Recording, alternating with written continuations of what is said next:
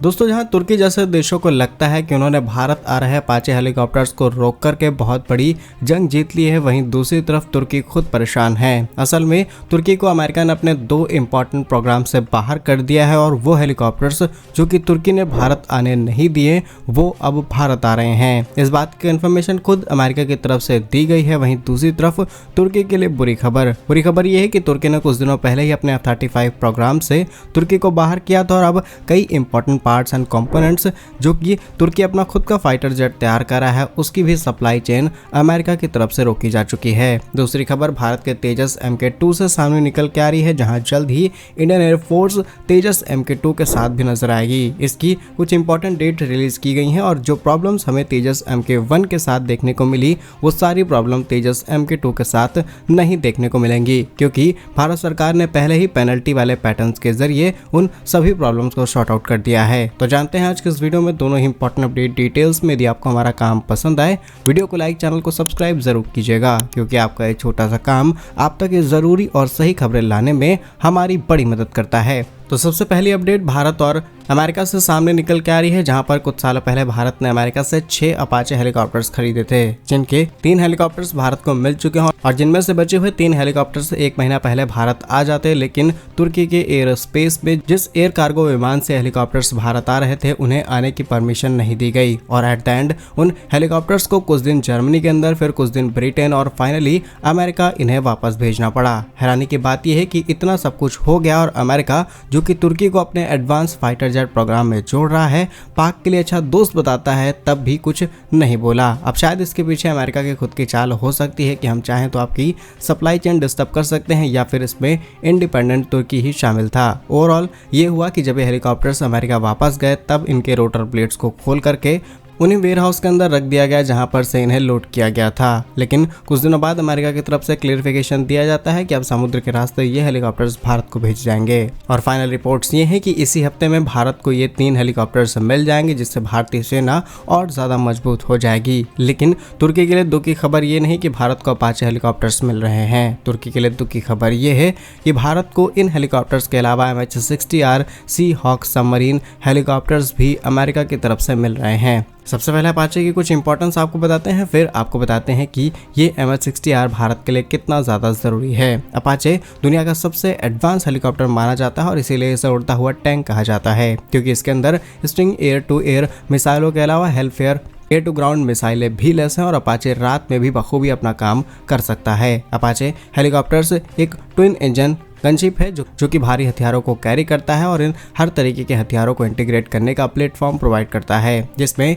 AN/APG-78 Longbow radar system, M230 chain gun, Hellfire missile system, Hydra rocket लगे हुए हैं। ये अपना advance sensor, integrated electronic warfare और मजबूत स्ट्रक्चर के कारण किसी भी परिस्थिति में डटे रह करके मुकाबला कर सकता है। अपाचे हेलीकॉप्टर्स पैदल सेनाओं का सपोर्ट करना प्रदान करता है। इसी के साथ 300 किलोमीटर प्रति घंटे की रफ्तार से ये उड़ान भर सकता है और 500 किलोमीटर तक बिना रिफ्यूलिंग के उड़ान भर के सेना की हर तरीके से मदद करता है। अच्छी बात यह है कि सेना के पास ऑलरेडी ऐसे हेलीकॉप्टर्स थे जिनका हम इस्तेमाल कर रहे थे और 3 हेलीकॉप्टर्स हैं जिन्हें हमने पाक सीमा के पास अभी भी तैनात किया हुआ है और 6 हेलीकॉप्टर्स के बाद हम अपनी सेनाओं को और ज्यादा मजबूत कर पाएंगे। लेकिन अब अपाचे के साथ साथ भारत को कुछ एडवांस हेलीकॉप्टर्स दिए जा रहे हैं। इस हफ्ते navy chief admiral Dinesh Tripathi ने 17 दिसंबर को गोवा में INS हंस में सी हॉक के दूसरे स्क्वाड्रन को कमीशन करेंगे। ये हेलीकॉप्टर हेलफायर मिसाइलें जैसे कि MK-54 टॉर्पीडो और प्रिसीजन रॉकेट के साथ इंटीग्रेट किए गए हैं। सी हॉक का पहला स्क्वाड्रन मार्च 2024 कोची INS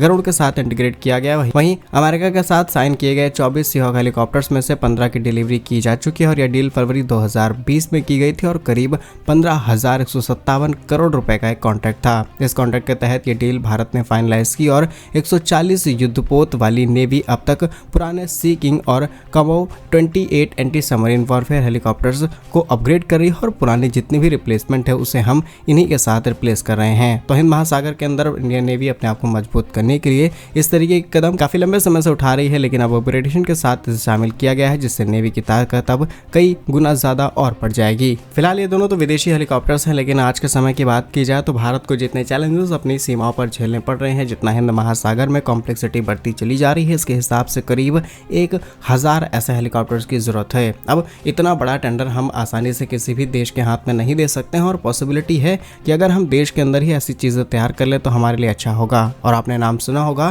कि कुछ समय पहले भारत ने प्रचंड हेलीकॉप्टर को बना करके तैयार किया था, जिसकी बनाने की कॉस्ट से लेकर के परफॉर्मेंस सब कुछ बहुत ही A1 क्वालिटी की है। और अब बताया जा रहा है कि 156 नए प्रचंड हेलीकॉप्टर्स को जल्द ही कमीशन किया जा सकता है और भारत के पुराने जितने भी स्क्वाड्रन्स शामिल हैं हेलीकॉप्टर्स फील्ड के अंदर, उन सबको रिप्लेस किया जाएगा। भारत के हेलीकॉप्टर्स हाई एल्टीट्यूड पर ऑपरेशन करना, मल्टी रोल फ्लीट, ये सब कुछ आसानी से कर सकते हैं। सिर्फ इतना ही नहीं बल्कि LSC LOC की बात की जाए, लॉजिस्टिक सपोर्ट, हर तरीके की डिजास्टर रिलीफ मिशनों में भी यह मदद कर सकते हैं। और प्रचंड को लेकर के कुछ जो अपडेट्स अभी तक सामने निकल के आ रही हैं, कहा यह जा रहा है जहां इंडियन एयरफोर्स के लिए स्वदेशी लाइट कॉम्बैट हेलीकॉप्टर सबसे ज्यादा फिट बैठते हैं और कहा जा रहा है कि 2028 में इनका बल्क प्रोडक्शन किया जाएगा। रिपोर्ट्स के मुताबिक अगले 10 से 15 सालों के अंदर करीब 1000 ऐसे हेलीकॉप्टर हम अपनी सेना में शामिल करेंगे, जिनमें से 484 लाइट यूटिलिटी हेलीकॉप्टर्स होंगे जो कि LUH कहा जाता है। ये 3.5 टन क्लास के होंगे और करीब 419 इंडियन मल्टी रोल हेलीकॉप्टर होंगे जो कि 10 से 15 टन क्लास वाले हेलीकॉप्टर्स होंगे। तो यह है हेलीकॉप्टर्स को लेकर के भारत की स्ट्रेटजी। इंडियन एयरफोर्स को मजबूत करने के साथ साथ हम स्वदेशीकरण को भी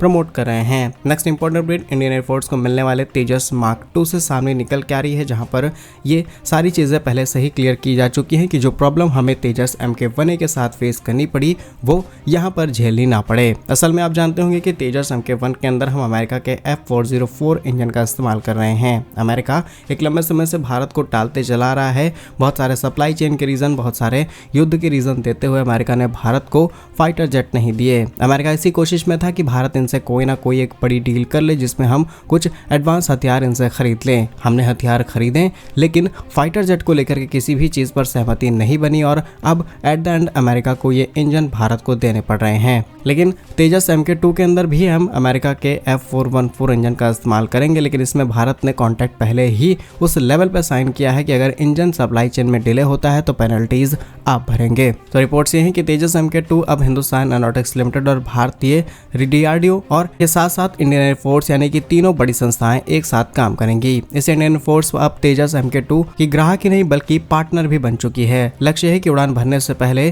करीब 4 साल के भीतर इसके स्क्वाड्रन को शामिल किया जाए और इस तेज टाइपलाइन के तहत तेजस MK2 को 2020 के दशक या फिर 2030 की शुरुआत में चालू कर दिया जाए और इसमें से 1 से 2 फाइटर जेट सेना में शामिल भी कर लिए जाएं। तो अब इंडियन एयरफोर्स सिर्फ ऑर्डर देने वाली संस्था नहीं रही बल्कि पार्टनर भी बन चुकी है। और एज एन पार्टनर जब इंडियन एयरफोर्स और यहाँ पर ऑफिसर्स इसमें काम करेंगे तो हर एक चीज की अपडेट लेते रहेंगे। जहाँ पर भी डिले देखने को मिलेगा तुरंत कंपनीज को फटकार लगाई जाएगी। अगर डिले होता है तो पेनल्टीज भी भरनी पड़ेंगी। अच्छी बात यह है कि इसमें सिर्फ और सिर्फ ये 3 संस्थान नहीं बल्कि AD यानी कि aeronautical development agency, Hindustan aeronautics limited, DRDO और इंडियन एयरफोर्स अब खुद इसमें पार्टनर बन चुकी है। तो क्या सोचते हैं आप इस कॉन्टेक्ट पर? हमें कमेंट्स अपने जरूर लिखिएगा। भारत के सही वीडियोस पाने के लिए वीडियो को लाइक, चैनल को सब्सक्राइब जरूर कीजिए। वंदे मातरम, भारत माता की जय।